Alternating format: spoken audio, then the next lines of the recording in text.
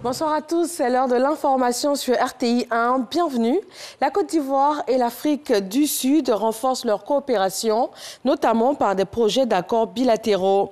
Aujourd'hui, 19 octobre, s'est ouverte la première session de la commission mixte de coopération Côte d'Ivoire-Afrique du Sud avec des experts des deux pays. Ils vont étudier les différents axes de renforcement des relations entre Yamoussoukro et Pretoria. La rencontre va prendre fin le 21 octobre prochain en présence des ministres en charge des affaires étrangères des deux pays. De ce 19 octobre jusqu'au 29 octobre prochain, la Cour de justice de la CEDEAO tient une audience hors siège à Abidjan. 10 jours pour examiner 40 affaires, dont la plupart sont des cas de violation des droits de l'homme dans les pays membres de la CEDEAO. Le complexe formé par le parc national de Taï et la réserve d'Unzo constitue le plus vaste massif forestier d'Afrique de l'Ouest sous stricte protection.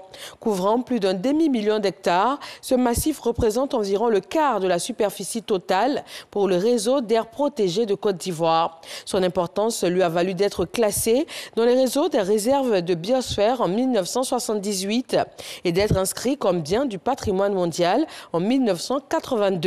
Il n'est pas aisé de visiter le parc national de Taï, mais nos reporters ont séjourné au cœur de cette forêt primaire pour nous ramener des images exclusives et inédites des richesses fortement convoitées par les populations riveraines, mais jalousement conservées par l'Office ivoirien des parcs et réserves. Vous verrez tout cela dans le dossier de ce 20h sur RTI 1.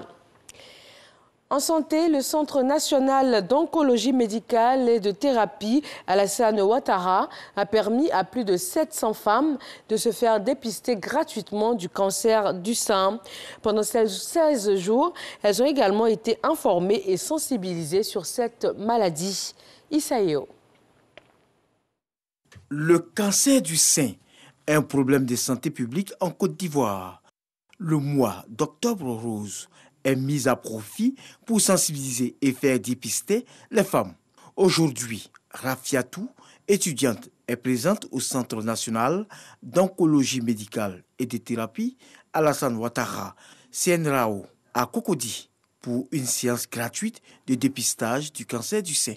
L'appel du nom, la remise d'une fiche de numérotation, la prise de température, l'application du gel de main et du renseignement de la fiche constituent les différentes étapes avant la rencontre avec le médecin. Dans mon entourage, j'ai vu beaucoup de personnes décédées de cette maladie.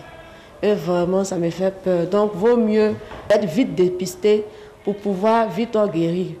Après son examen, si on découvre une pathologie au niveau des seins, nous lui demandons les examens nécessaires pour le diagnostic de cette pathologie.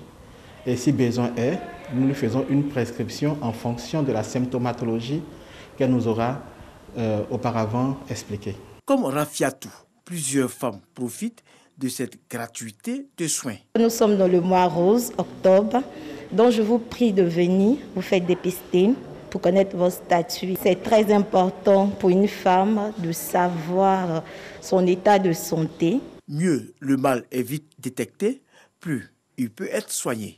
C'est pourquoi la directrice du CNRAO exhorte les femmes à se faire dépister précocement. C'est bien de venir à l'hôpital dès qu'on sent des signes, mais ce n'est pas le dépistage.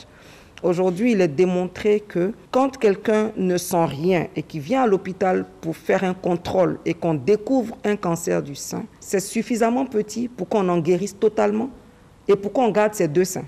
Ce sont plus de 700 femmes qui ont été dépistées au Centre national d'oncologie médicale et de thérapie Alassane Ouattara depuis le début de l'opération, le 1er octobre dernier, jusqu'à ce jour. En Centrafrique, la coalition rebelle CPC affirme que les forces loyalistes ont déjà violé l'appel au cessez-le-feu lancé par le chef de l'État, Faustin Archange Touadéra. Cependant, le communiqué signé par un porte-parole du CPC depuis Paris ne précise pas si la coalition rebelle s'engage ou non à respecter ce même cessez-le-feu. La décision du président centrafricain de décréter un cessez-le-feu unilatéral et immédiat vendredi 15 octobre a été accueillie très favorablement favorablement par la communauté internationale. Mais certains observateurs doutent encore de son applicabilité sur le terrain, suite notamment au regain de violence ces dernières semaines dans le centre et dans l'ouest du pays. En Inde, au moins 41 personnes ont perdu la vie dans des inondations et des glissements de terrain. Beaucoup d'autres sont encore portés disparus. Ces débordements ont été déclenchés par plusieurs jours de fortes pluies et le bilan est encore provisoire. Selon les prévisions météorologiques, de fortes pluies devraient encore frapper dans les jours à venir l'état méridional du Kerala, où des inondations ont déjà fait plus de 27 morts depuis vendredi, avec des milliers d'évacuations. Voilà pour ce bref point de l'actualité. Merci de l'avoir suivi. Retrouvez tout de suite l'info dans nos régions et le journal à 20h sur RTI 1.